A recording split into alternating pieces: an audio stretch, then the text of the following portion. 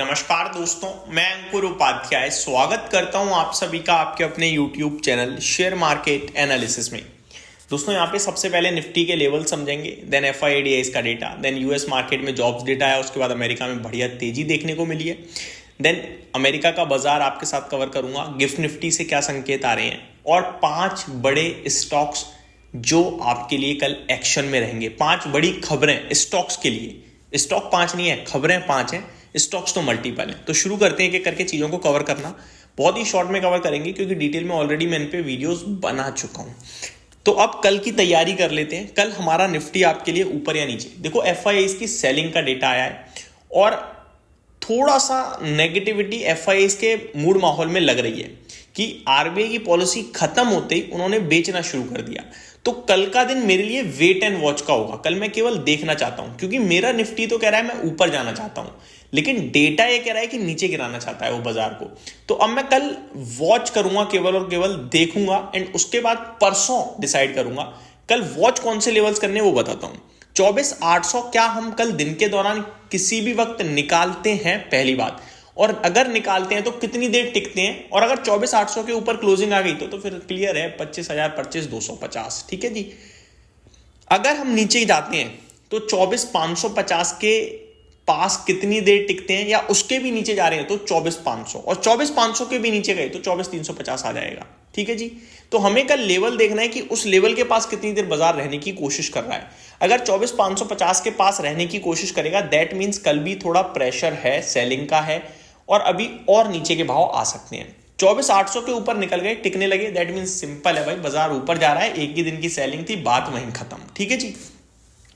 FIDIs का data, जैसा कि मैंने बोला, FIIs का सेलिंग का फिगर आया है और मतलब अच्छी खासी बाइंग करने लगे थे। उसके बाद एक अचानक से सेलिंग का फिगर आना, वो भी कैश और फ्यूचर्स दोनों जगह, तो थोड़ा दिक्कत है। बाकी बड़ा फिगर नहीं है, अच्छी बात यह है कैश मार्केट में 1830 करोड़ की सेलिंग का फिगर है और फ्यूचर्स में 1044 करोड़ की सेलिंग का फिगर है। वहीं DIs का 1659 करोड़ की बाइंग का फिगर है, तो इसको थम्स अप है। ठीक है जी। अब आ जाते हैं अमेरिका में। अमेरिका का दोस्तों जॉब्स डेटा आया था जो कि कह रहा था अर्निंग्स अच्छी। देखो जॉब्स डेटा बड़ा कमाल का था अमेरिका में। जो लोग नौकरियां कर रहे हैं वो ज्यादा कमा रहे हैं, उनकी एवरेज आर्ली अर्निंग बढ़ते हुए दिखी है। ठीक है। और जिन लोगों के पास नौकरियां नहीं है वो और ऐसे हो गए हैं जिनके पास नौकरियां नहीं है, यानी बेरोजगारी दर बढ़ रहा है और जो काम कर रहे हैं उनकी अर्निंग भी बढ़ रही है। तो दोनों तरीके से था, बट बेरोजगारी दर जो बढ़कर आया है अनुमान से ज्यादा आया है। 4.1% का अनुमान था, 4.2% आया है, बट इसे मार्केट पॉजिटिव ले रहा है क्योंकि बाजार कह रहा है इस बेरोजगारी दर के बाद फेड एक और बार रेट कट करेगा।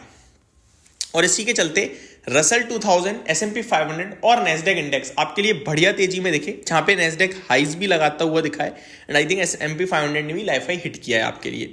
मैं एक बार रिपीट कर देता हूं, नेस्डेक लगभग 0.81% ऊपर था, S&P 500 0.25% ऊपर एंड रसल 2000 आधा % से ज्यादा तेजी में देखने को मिला है। वहीं डाउ जोन्स में करेक्शन हुई है हल्की 123 पॉइंट्स की, परसेंटेज टर्म्स में 0.28% होता है ये। आगे बढ़ते हैं। गिफ्ट निफ्टी कोई संकेत नहीं आ रहे हैं, 24,720 728 के करीब है, तो छोड़ते हैं इसे। अब स्टॉक स्पेसिफिक, तो दोस्तों बीते कुछ दिनों में IPO आपके लिए बहुत सारे आए हैं। IPOs के लॉक इन पीरियड एंड हो रहे हैं। लॉक इन पीरियड यानी कि एंकर, जब IPO आता है तो एंकर इन्वेस्टर्स होते हैं, उन एंकर इन्वेस्टर्स को एक सीमित समय तक स्टॉक में रहना पड़ता है।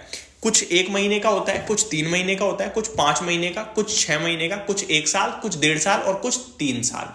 तो अब बहुत सारे ऐसे स्टॉक हैं दिसंबर मंथ में जिनका लॉक इन पीरियड एंड हो रहा है। किसी का 1 महीने का हो रहा है, किसी का 3 महीने का, और ऐसे करीब 47 स्टॉक्स हैं। इसकी डिटेल वीडियो मैंने आज बनाई थी लॉक इन पीरियड करके, उसको आप चेक कर सकते हो। स्टॉक्स के नाम भी दिए हैं बट मैंने यहाँ पे शॉर्ट में बता दिया।